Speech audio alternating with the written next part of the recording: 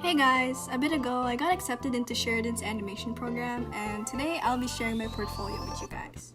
But before we begin, only a small percentage of my viewers are actually subscribed to me, so if you found this informative, please subscribe. It's free and you can unsub anytime. Enjoy!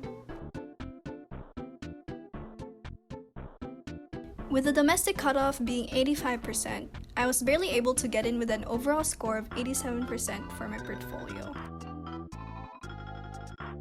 For this part of the portfolio, we had to draw 4 figures from life, 2 drawn in 1 to 3 minutes, and another drawn in 5 to 20 minutes. This section was the one where I did the worst in the portfolio, so I could have definitely improved on my proportions and line quality, as those were my biggest weak points during the portfolio season. And some tips I could give you right now is that for short gestures, try to focus on the motion of the drawing, whereas for long poses, structure and line quality is much more important.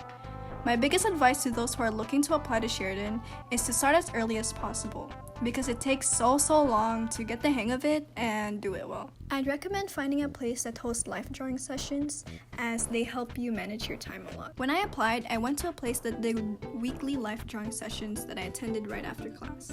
You'd pay like $15 per session, and you could go anytime as long as they were open, so it wasn't a weekly commitment. I started pretty late and skipped some sessions because of school, so I wasn't able to get as much practice as I would have wanted.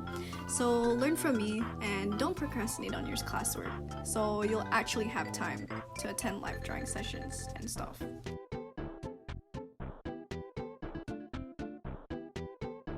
For this section, we had to draw a hand perform a given action, with one pose being an anticipating one and the other performing the action. This year's theme was turning a doorknob or handle. This section I did slightly better at. One thing that sticks out to me now though that I'm looking at it again is that I could have handled the foreshortening of the anticipation pose better.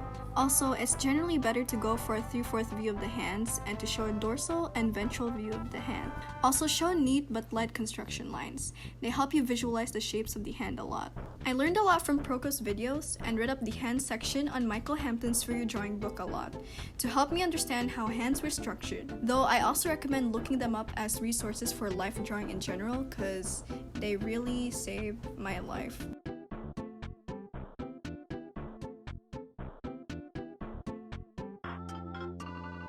The goal of the character rotation section was to design an original character and rotate it into a front, 3/4 front, profile, and 3/4 back. Personally, this section was hell for me because I made so many rough passes and it evolved so much from an anime style looking character to a proper cartoon character. But even then, I feel like she'd still be looking a bit scuffed. Some of her features were all over the place, making it hard for me to properly line up the small details and features and still make it make sense. I find that I also made this character design very flat, and that's not good.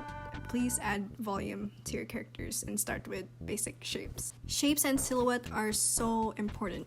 Don't focus too much on small details, as it will make it easier for you to rotate the character. Trust me.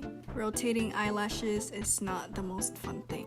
One thing that teachers look at first also is the feet placement, so make sure that your feet placement is consistent and is rotated properly.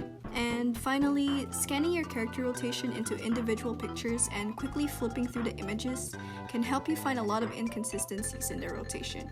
Drawing lines across the page to make sure certain features and details line up during your rough phases also helps a lot.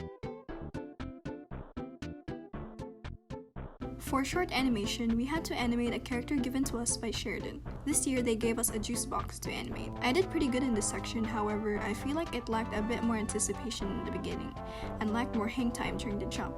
Studying up on the principles of animation will help a lot with this assignment, such as squash and stretch, ease in, ease out, and all that, as it really helps your character come to life. Exaggerating movements can also give the same effect and make the animation more interesting, but make sure to remain accurate to the character sheet and be consistent in volume throughout the animation too. Also, I don't know who needs to hear this because it took me forever to figure out, but frames are not the same as drawings. So you can extend the amount of frames your one drawing lasts, and you won't need to worry about going over 48 frames as long as the amount of drawings don't reach over 48.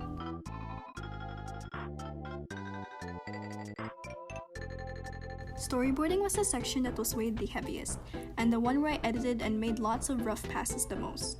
For this section, we had to tell a story in 4 panels using a given character. This year, it was Possum. What helped me the most was asking literally everyone I knew what they thought the story was, based on the drawings, and if what they said did not line up with what I intended, then I revised it. I asked a lot of people for feedback and tried to vary my shots, poses, and expressions as much as possible. You gotta make that given character come to life in just 4 panels after all. Another tip is to make sure to follow the 180 rule. The character should always be drawn on the same side of the frame for all 4 panels to prevent viewers from getting confused. For example, in my storyboard, Possum is always on the left side, whereas the bunny is on the right. This follows the 180 rule because none of the characters switch to and from the left and right side of the frame. Thus, they're always on their respective sides and the audience is not confused.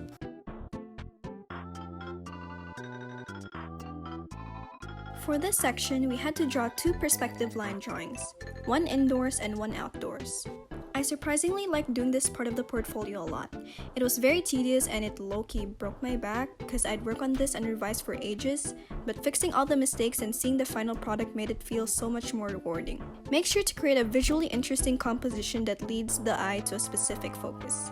Using the rule of thirds helps a lot with composition, as it helps you from putting your focus in an unconventional place that may confuse the viewer. And also make your line quality for your pieces smooth and have varied thickness. Lines should be thicker closer to the foreground and thinner as it gets further away. This will help convey depth in your piece and won't make it feel flat. Finally, make sure to make the place functional enough with space for a character to move around in. The character should be able to thrive in multiple places of your layout. Bonus points if the layout tells a story.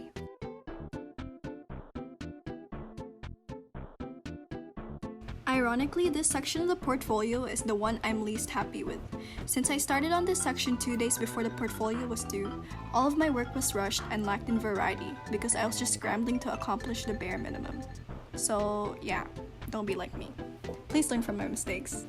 I would have put in a lot of my older works, but unfortunately they were all fan art and I was too scared to make a risk of getting cancelled by the props. So for all you guys who mostly only have fan art as your best pieces, try to give yourself a goal to accomplish at least 1 original piece per week as soon as you can. But if you're on the last few days of portfolio season trying to get everything done, and you barely have anything you like submitting, then try to at least pick out fan art where the characters can be passed off as just OCs or regular people.